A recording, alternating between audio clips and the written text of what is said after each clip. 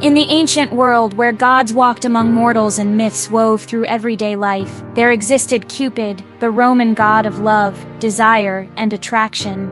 He was often depicted as a youthful figure, armed with a bow and quiver full of arrows, weapons not of war, but of the heart. Cupid's arrows possessed a peculiar magic. One, crafted of gold with a barbed tip, inspired unrelenting love and passion. The other, softer and cast in silver, inflicted a cold revulsion that turned hearts to stone. One fateful day, Cupid found himself in a clearing on the slopes of Mount Parnassus. There, the god Apollo, radiant in his golden glory, stood practicing with his own bow. Apollo, the god of the sun, music, and prophecy, was renowned for his skill with a bow and the arrogance that often accompanied such mastery. As Cupid approached, his diminutive frame flitting on soft wings, Apollo's keen eyes spotted him.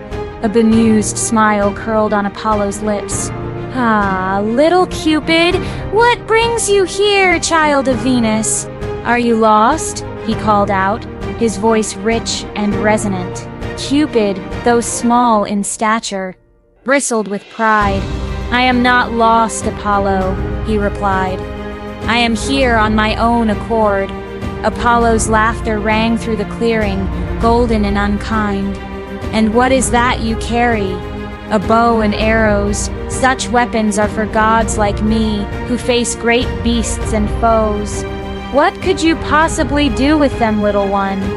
Cupid's wings quivered with indignation. His cherubic face flushed with anger. "You mock me, Apollo, but you forget the power I wield. You think your strength is supreme. I shall prove to you that there is something far greater than your might, the power of love and desire." With that, Cupid reached into his quiver and drew forth 2 arrows, one of gleaming gold and the other of pale silver. He took aim, his small frame steady with the precision of divine purpose. First, he loosed the golden arrow, and it flew true, striking Apollo in the heart. The god of the sun staggered, a sudden warmth and longing flooding through him as the barbed tip buried itself deep. Before Apollo could recover, Cupid loosed the second arrow. This one, the silver shaft, sped through the air and struck its mark. Daphne, a river nymph and daughter of the river god Peneus, who had been wandering nearby, she gasped as the arrow's soft tip pricked her skin, and a chill coursed through her veins, quenching any spark of affection or warmth within her.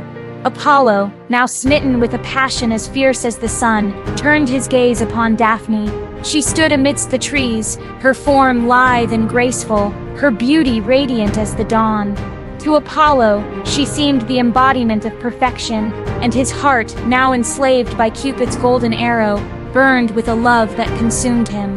He called, his voice trembling with uncharacteristic emotion, "Fair nymph, do not flee. I am Apollo, god of the sun, and I would make you my own." But Daphne, struck by Cupid's silver arrow, felt nothing but revulsion and fear. The sight of Apollo, once awe-inspiring, now filled her with dread. She turned and fled, her feet barely touching the ground as she raced through the forest.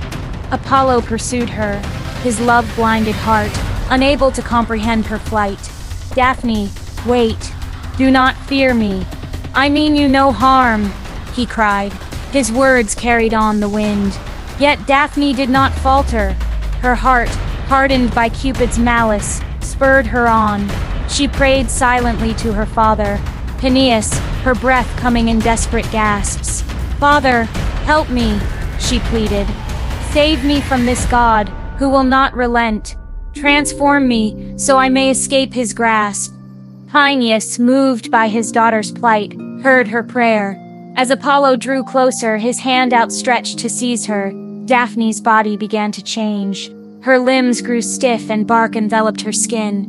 Her hair became leaves, and her feet sank into the earth, rooting her in place. In mere moments, Daphne had transformed into a laurel tree, her beauty preserved in arboreal form. Apollo skidded to a halt, his heart breaking at the sight. He reached out, his fingers brushing the smooth bark of the tree that had once been Daphne. "Oh, cruel fate," he whispered, tears glistening in his eyes. "Even as a tree, you are more beautiful than anything I have ever seen." He placed his hand upon the trunk, vowing, "If I cannot have you as my wife, then you shall be my sacred tree. From this day forth, the laurel shall be a symbol of victory and honor, and its leaves shall crown the heads of heroes and poets. In this way, your beauty and grace will endure forever." As Apollo mourned, Cupid watched from above, a satisfied smirk on his lips. His lesson had been delivered. The mighty Apollo, who had mocked the god of love, now knew the true power of desire, a force that could ignite the fiercest passion and inflict the deepest sorrow. And so, the tale of Apollo and Daphne became a cautionary legend, a reminder of the duality of love's power. Love, as Cupid's arrows proved, could inspire greatness and joy, but it could also bring pain and tragedy. It was a force to be respected, for even gods were not immune to its sway. The lesson endures: mock not the power of love, for it is a force beyond comprehension, capable of humbling even the mightiest of beings.